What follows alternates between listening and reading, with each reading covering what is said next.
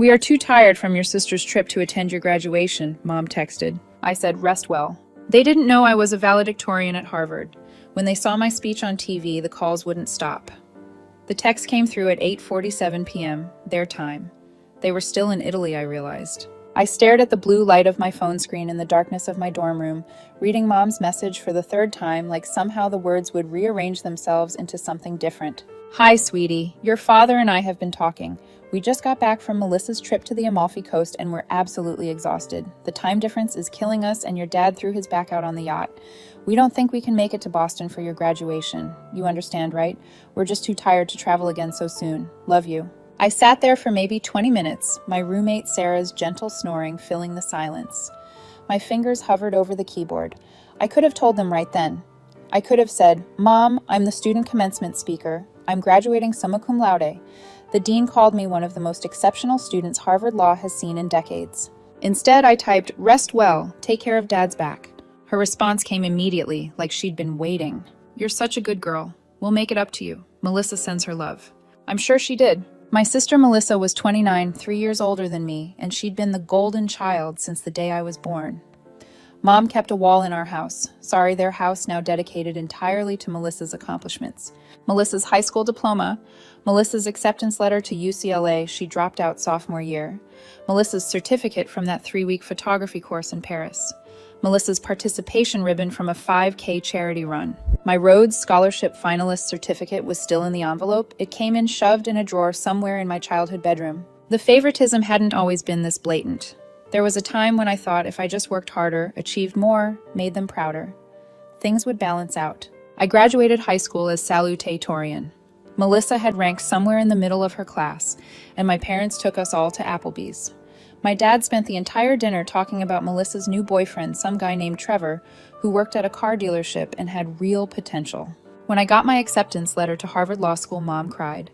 I thought finally, this was my moment. Then she said through her tears, I just worry you'll be so far from home. Melissa's staying close by. She needs us. Melissa was 23 at the time and had just quit her job at Nordstrom because her manager didn't appreciate her aesthetic vision. Harvard Law School changed everything for me. Though my parents wouldn't know it, I stopped calling as much after my first year. They never seemed to notice. Our conversations became monthly, then every few months, then just major holidays and birthdays. They'd ask how school was going, and I'd say fine, and they'd launch into updates about Melissa's new apartment. Melissa's promotion at the boutique, she lasted there 4 months, Melissa's vacation plans. I buried myself in my studies. Constitutional law became my refuge. Professor Mitchell became the mentor my parents never were encouraging me to apply for the Harvard Law Review, to clerk for judges, to aim for the Supreme Court if I wanted. You have a mind that comes around once in a generation, she told me during office hours one afternoon in my second year. I didn't tell my parents when I made Law Review. I didn't tell them when I won the Sears Prize for Best Graduating Essay. I definitely didn't tell them when Dean Robertson asked me to be the student commencement speaker. Your story is extraordinary, Dean Robertson had said in his office, surrounded by leather-bound books and pictures of himself with various dignitaries. Outstanding academic record. Harvard Law Review. Your work on criminal justice reform has already influenced policy discussions in 3 states. Our students and their families need to hear from you. Outstanding academic record at Harvard Law School. My parents didn't even know what the Law Review was. Sarah found me crying in our room after my meeting with the dean. What's wrong? This is amazing news. I don't know why I care, I said, wiping my eyes with the back of my hand. I stopped expecting anything from them years ago. Because they're your parents, Sarah said gently. She came from a huge, boisterous Italian family who came to every single one of her events, sometimes driving 8 hours from Long Island just for a lunch. It's okay to want them there, she said. I wanted to invite them properly. I drafted the email 17 times. Dear Mom and Dad, I have some exciting news about graduation. Delete. Hi, so something pretty cool happened. Delete. I hope you can come to graduation because delete. In the end, I sent something simple. Law school graduation is May 23rd. Would love to see you there if you can make it. Mom's response came 3 days later. We'll try. Melissa is planning a trip to Italy that month, but we'll see how it goes. Melissa's trip, of course, the trip that apparently required both of my parents to accompany their adult daughter on a 2-week vacation through Italy, dropping what I later calculated to be approximately $40,000 on hotels, restaurants, shopping. and that yacht day trip Mom mentioned in her text. The night before graduation, I stood in front of my mirror practicing my speech. I'd rewritten it a dozen times, trying to find the balance between honest and diplomatic, between my truth and something palatable for thousands of people. What does it mean to succeed? I said to my reflection. I thought I knew. I thought success was grades, accolades, the approval of those we love. But success isn't about external validation. It's about becoming who you're meant to be, even when no one's watching. Especially when no one's watching. My phone buzzed. Aunt Linda, my mom's sister. Sweetheart, I'm so proud of you. Your mother mentioned you're graduating tomorrow. Congratulations. I smiled. Aunt Linda had sent me care packages all through college, nothing expensive, just homemade cookies and encouraging notes. She'd been more of a mother to me from 600 miles away than my actual mother had been. Thank you, Aunt Linda. That means a lot. I wish I could be there, but George just had his hip surgery. Are your parents excited? I paused before typing back. They couldn't make it. Melissa had a trip to Italy and they're recovering from the travel. The 3 dots appeared and disappeared several times before her response came. I see. Well, I'm sure they're very proud. Anyway, you're an amazing young woman, and I hope you know that. Graduation day dawned clear and perfect, the kind of late May morning that feels like a promise. I put on my cap and gown, adjusted the honors cords around my neck, crimson and gold, signifying summa cum laude, and headed to Harvard Yard. The ceremony was being held outdoors, thousands of chairs arranged in neat rows, a massive stage set up with Harvard Law School's seal displayed prominently. News cameras lined the perimeter. Someone from CNN had reached out weeks ago, asking if I'd do an interview after my speech. Apparently, student commencement speakers from Harvard Law sometimes made for good human interest content, especially in a slow news cycle. I found Sarah in the sea of graduates. She squeezed my hand. You're going to kill it. My hands are shaking. Good. Means you care. She grinned.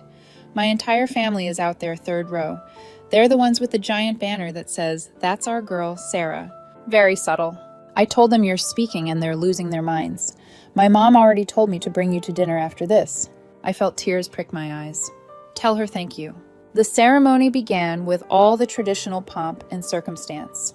Distinguished faculty processed shade in their colorful regalia. The university choir sang. Dean Robertson gave his address.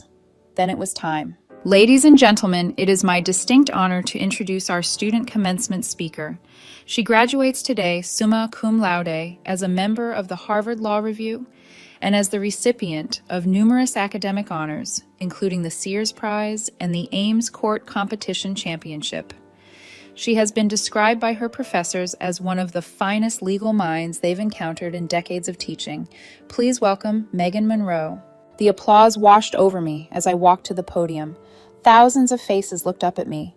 The camera's red lights blinked. This was real. This was happening. I began speaking, my voice surprisingly steady. What does it mean to come from nothing and build something to be unseen and make yourself visible? I stand before you today as proof that the path to this stage isn't always paved with privilege or encouragement. Sometimes it's carved out of sheer will and stubborn determination. I told my story carefully crafted to be universal rather than specific, about being overlooked, about finding validation in achievement, about the danger of tying your worth to other people's recognition, about the professors who saw potential when I couldn't see it myself, about the friends who became my chosen family when my birth family was absent. I learned that waiting for someone else to believe in you is a recipe for disappointment, I continued. At some point, you have to believe in yourself. You have to show up for yourself. You have to be your own champion, because sometimes, often, even no one else will. The audience was completely silent. I could see people wiping their eyes, nodding along. To my fellow graduates, many of you have families here today who sacrificed for you to reach this moment. Honor them. Thank them. Never take that support for granted, because it's precious beyond measure. My voice caught slightly. And to those of you whose families couldn't be here today, for whatever reason, you are not alone. You are seen. Your accomplishments are real and valid and extraordinary, regardless of who witnessed them. I wrapped up with a quote from Maya Angelou and a call to action about using our education to serve others. The standing ovation started before I finished my last sentence. It went on for nearly 2 minutes. Dean Robertson hugged me as I left the podium. Professor Mitchell had tears streaming down her face. Sarah's family mobbed me afterward, her mother Rosa pulling me into a crushing hug that smelled like hairspray and perfume. That was beautiful, baby girl, just beautiful. You're coming to dinner with us. No arguments. I had 17 missed calls before we even made it to the restaurant. The first was from Mom, then Dad, then Mom again, then a number I didn't recognize, probably Melissa, then Mom 3 more times. Text messages flooded in faster than I could read them. Megan, call us immediately. Why didn't you tell us you were the commencement speaker? We're watching you on CNN right now. How could you not tell us something this important? Everyone is calling us, asking why we weren't there. I silenced my phone and slipped it into my purse. Rosa saw the look on my face. Family, she asked gently. Something like that. Well, tonight you're our family. Mario, get the champagne. We went to a small Italian restaurant in the North End, crammed around a table meant for 6, with 9 people, somehow making it work. Rosa insisted on ordering everything on the menu. Sarah's younger brother, Tommy, interrogated me about Harvard like I was a celebrity. Her grandmother, who spoke almost no English, kept patting my hand and saying things in Italian that Sarah translated as, "She says you have a good soul and you're going to do important things." My phone wouldn't stop buzzing in my purse. I finally turned it off completely around the 3rd course. You don't have to talk about it, Sarah said quietly while everyone else was arguing about dessert. But are you okay? They watched my speech on TV, I said. They're calling now. She pressed her lips together, her expression a mix of anger and sadness. What are you going to do? Right now, enjoy this tiramisu. Tomorrow. I shrugged. I honestly have no idea. I didn't turn my phone back on until the next morning. 73 missed calls. Over 100 text messages. My voicemail was full. I made coffee and sat on the small balcony of my apartment I'd moved off campus senior year and started reading through the messages chronologically. The early ones from Mom were shocked and hurt. How could you not tell us we're your parents? Then they became defensive. We would have been there if we'd known. You made it sound like just a regular graduation. Then angry. You deliberately hid this from us. You embarrassed us in front of everyone. Carol from the country club called asking why we weren't there. She saw you on the news. Melissa's messages were characteristically self-centered.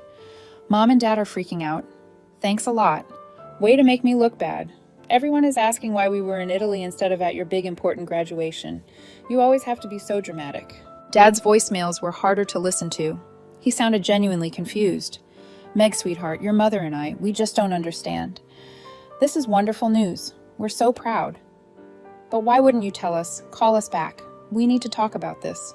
Aunt Linda's message was the only one that made me smile. I saw your speech online, sweetie. I had chills. You are remarkable. I hope you're taking time to celebrate yourself today. You've earned it. I love you so much. I called her back first. Megan, she answered on the first ring. How are you feeling? Honestly, I don't know. Relieved, vindicated, sad. All of those things are valid, she said. Have you talked to your mother yet? No, I'm not ready for that conversation. Aunt Linda was quiet for a moment. Can I tell you something, and you didn't hear this from me? Of course. Your mother called me last night absolutely hysterical, not because she missed your moment, mind you, because she was embarrassed. Her exact words were, everyone knows now that we weren't there. Not, we should have been there, or we made a mistake, but everyone knows. I closed my eyes. That sounds about right. I love my sister, I do, Aunt Linda said, but she and your father have failed you in ways I don't think they're capable of understanding. The question is, what do you want to do about it? What can I do about it? Whatever you want, honey. You're graduating from Harvard Law. You're about to clerk for a federal judge. You're 23 years old, and you've built an incredible life entirely on your own merit. You don't owe them anything, not an explanation, not forgiveness, not a relationship. Whatever you decide, make sure it's what you want, not what you think you should want. We talked for another hour. She told me stories about my mom growing up, how she'd always needed to be the center of attention, how she'd married my dad. Partly because his successful dental practice looked good at parties. How having kids had been about the image of the perfect family, rather than an actual desire for motherhood. How Melissa had been an easy child, content to be molded and directed, while I'd been stubborn and independent from day one. You scared her, Aunt Linda said, because you didn't need her. You figured out early on that you had to rely on yourself, and you did. And instead of being proud of that strength, I think she resented it, found it easier to focus on Melissa, who would always need her. After we hung up, I sat with that for a while. Then I listened to my parents' voicemails again, this time, not for the content, but for what was missing. Not once did either of them say, I'm sorry. Not once did they acknowledge that they'd chosen Melissa's vacation over my graduation. Not once did they take responsibility. I called them back that afternoon. Mom answered on the first ring. Megan, finally, we've been trying to reach you for... I know, Mom. I got your messages. Then why didn't you call us back immediately? We've been worried sick. I needed time to think. Time to think, Megan. You humiliated us. Do you have any idea what we've been dealing with? The questions, the judgment. Carla from book club saw your speech on Facebook and posted in the group asking where we were. The entire club is talking about it. I could hear Dad in the background. Let me talk to her in a minute, David, Mom said. Then back to me. You deliberately didn't tell us you were valedictorian. You let us miss the most important moment of your life. Why would you do that? You want to know why, Mom? My voice was calm, almost detached. I sent you an invitation to my law school graduation. You knew the date. You chose to go to Italy with Melissa instead.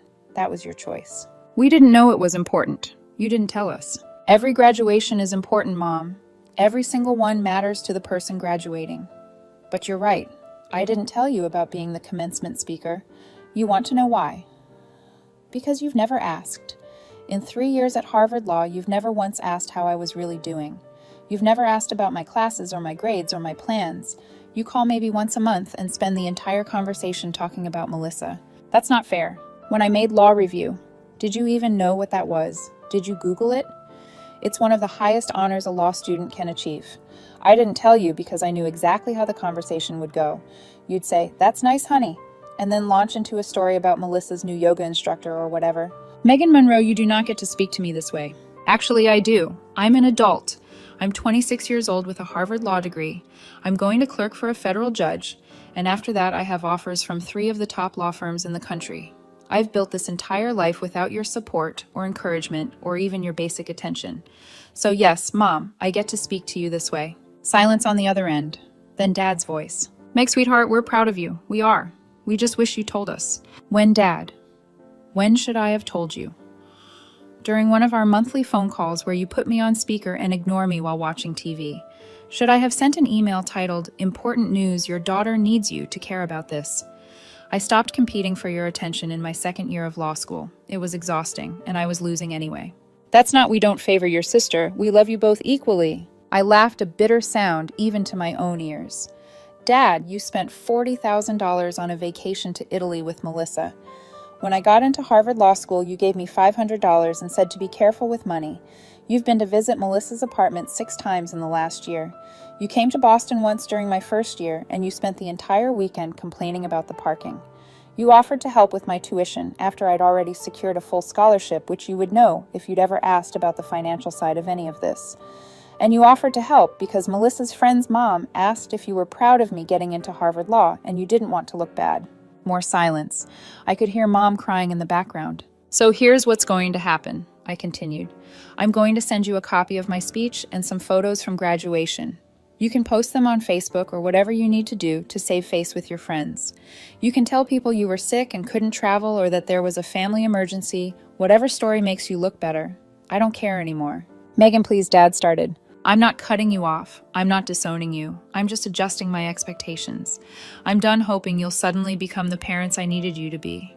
You are who you are, and that's fine, but I'm not going to keep breaking my own heart over it. So what does that mean? Mom asked, her voice thick with tears. It means I'll come to Christmas, probably. I'll call on your birthdays. But I'm not going to tell you about my life anymore, not the real parts, because you've proven over and over that you don't really want to know. I'm not going to invite you to things because I know how it will end. I'm going to build my life with people who choose to be there. You're our daughter, Mom sobbed. Yes, I am, and you're my parents. But that's biology, not relationship. Relationship requires effort and attention and care. Sarah's mom, a woman I met 3 years ago, was more invested in my graduation than you were. My Aunt Linda, who lives 6 states away, has been more of a mother to me than you have. Those are facts, Mom. Not attacks. We talked for another 20 minutes, going in circles mostly. They kept trying to make me understand how hurt they were by my deception, and I kept pointing out that I hadn't deceived anyone. I just stopped offering information they clearly didn't want. Eventually, we reached an exhausted stalemate. I need to go, I finally said. I have a celebration dinner with friends tonight. Will you at least think about coming home for a visit, Dad asked. Let us take you out, celebrate properly. Maybe in a few months. I need some space right now. After I hung up, I sat on my balcony for a long time watching Boston move below me. I felt lighter somehow, like I'd been carrying something heavy for years, and finally set it down. There was grief there too, mourning the parents I'd wanted, but never had the relationship that had never materialized despite all my achievements. But there was peace too, acceptance. My phone rang again. This time it was Professor Mitchell. Megan. I hope I'm not interrupting. I just wanted to check in after yesterday. That speech was, well, it's already gone viral. Over 2 million views on YouTube. I saw that, I said. It's surreal. I also wanted you to know that Judge Chen's office called after seeing your speech. She wants to know if you'd be interested in clerking for her when she's elevated to the circuit court next year. This would be unprecedented for someone right out of law school. I felt tears spring to my eyes. Seriously? Seriously, Megan. You're on a trajectory that most lawyers only dream about. I know yesterday was complicated with your family situation, Sarah. May have mentioned something to me, but I want you to know that you have people in your corner. You have a whole community of people who see your worth and your potential.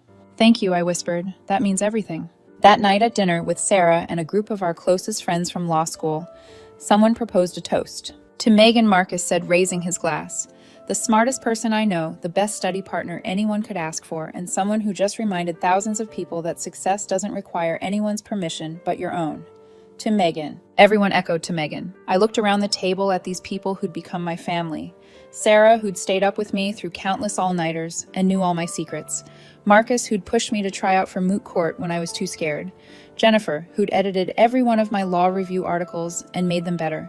David, who'd taught me how to navigate Harvard's old boy network as a woman who didn't fit their traditional mold. These were my people. This was my family. And I'd built it myself brick by brick, friendship by friendship, moment by moment. My phone buzzed with a text from Aunt Linda. Saw your speech has gone viral. The Monroe family is trending on Facebook in our town.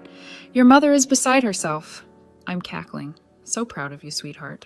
I laughed and showed Sarah, who snorted into her wine. Savage, I love your aunt. Me too, I said. 3 weeks later, I was packing up my apartment to move to DC for my clerkship when my phone rang. Melissa. I almost didn't answer, but curiosity won out. Hey, I said cautiously. Hi. She sounded different, smaller somehow. Do you have a minute? Sure. I saw your speech, finally watched the whole thing yesterday. Okay. You were talking about me, weren't you? About being unseen? I paused, choosing my words carefully. I was talking about my experience. If that resonates with you in some way, then maybe we have more in common than I thought. Mom and Dad always made everything about me, she said quietly. I knew that. I guess I didn't realize how much it was hurting you, or maybe I didn't want to know. Melissa, no. Let me finish. I've been thinking about this a lot, about how I got so much attention and you got so little. And the thing is, Megan, all that attention, it wasn't actually about me either. It was about Mom needing to feel needed, Dad wanting to feel like a provider. I was just easier to focus on because I was kind of a mess. You know, I needed help with everything. Money, jobs, decisions, all of it.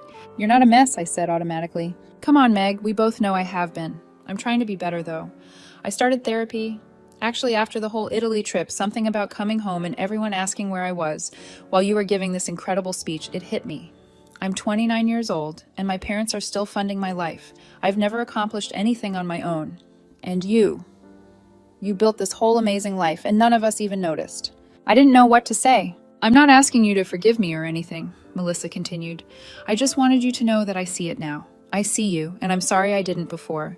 You're my little sister, and you're kind of amazing, and I should have been cheering you on this whole time instead of just existing in my own bubble. Thank you, I managed. That means a lot. Are you really moving to DC? Yeah, next week. That's really cool. Would it be okay if I called sometimes? Not to talk about me, but to actually, know you. I smiled despite myself. Yeah, Melissa, that would be okay. We talked for another hour. Really talked maybe for the first time in our adult lives. She told me about realizing how dependent she'd become on our parents, how she'd never learned to stand on her own because she'd never had to. I told her about feeling invisible about achieving things in secret because I'd learned early on that no one was really paying attention anyway. We're kind of both victims of their parenting, aren't we? She said, laughing softly. Just in opposite ways. I guess we are. Well, for what it's worth, I'm going to work on my stuff. And maybe someday we can actually be sisters instead of just people who share DNA and childhood trauma. I laughed. I'd like that. After we hung up, I finished packing with something that felt like hope. Not for my parents, that ship had sailed, and I'd made peace with it, but for Melissa and me. Maybe it was possible to build something new from the wreckage of what had been. The day I left for DC, Sarah helped me load the last boxes into my car. You doing okay? She asked, giving me a tight hug. Yeah, I said and meant it. I really am. Your mom's still calling every day. She stopped after about a week. Aunt Linda says she's telling everyone I'm too busy with my important career to visit. Whatever helps her sleep at night. And you're really okay with that. I looked back at my empty apartment, then out at the street, the city that had been home for 4 years, the place where I'd truly become myself. I spent so long trying to earn their love, their attention, their pride. And the truth is, I don't need it anymore. I have people who love me, Linda, the friends who've become family. I have a career I'm passionate about. I have myself and I like who I am. That's enough. That's more than enough. Sarah wiped her eyes. When did you get so wise? Probably sometime around my third all-nighter, studying for constitutional law. Or maybe when I stopped waiting for people who were never going to show up. The drive to DC took about 8 hours. I listened to podcasts and music and spent long stretches in silence just thinking about where I'd been and where I was going. About the girl who'd graduated high school as salutatorian and tried so hard to make her parents notice her. About the young woman who'd gone to law school and given a speech to thousands of people about being your own champion. About how sometimes the people who are supposed to love you most just can't or won't. And how that's sad, but it's also okay, because you can build your own family, your own support system, your own life full of people who choose to see you. My phone rang as I crossed into Maryland. Aunt Linda. Just wanted to make sure you're driving safe, honey. I'm good. About an hour away now. Your mother wanted me to tell you that she loves you and she's proud of you. She could tell me that herself. I know. Baby steps, maybe. Or maybe not. But I wanted to tell you that I love you and I'm proud of you. Not because of Harvard Law, or the clerkship, or the speech. Although those things are wonderful, but because you're kind and resilient, and you figured out how to bloom, even when you weren't given the right soil to grow in. I had to pull over because tears were blurring my vision. Thank you, Aunt Linda, for everything. For being there when they weren't. That's what family does, sweetheart. Real family. When I got to my new apartment in DC, there was a package waiting at the door from Aunt Linda, of course. Inside was a framed photo of me giving my speech captured at the exact moment when I'd looked out at the crowd with my chin up and my eyes bright. Under the photo, she'd had a quote engraved. She needed a hero, so that's what she became. I hung it in my living room, the first decoration in my new place. Every morning when I left for the courthouse and every evening when I came home, I saw it a reminder of the moment I stopped waiting for someone else to believe in me and started believing in myself. My parents did eventually come to visit 8 months later. It was awkward and strained, and we didn't talk about law school graduation or the speech or anything meaningful. We ate at nice restaurants and made small talk, and they told me all about Melissa's new job as a real estate agent. When they left, I felt nothing. No anger, no sadness, just a kind of neutral acceptance. Melissa came to visit too on her own, and that was different. Better.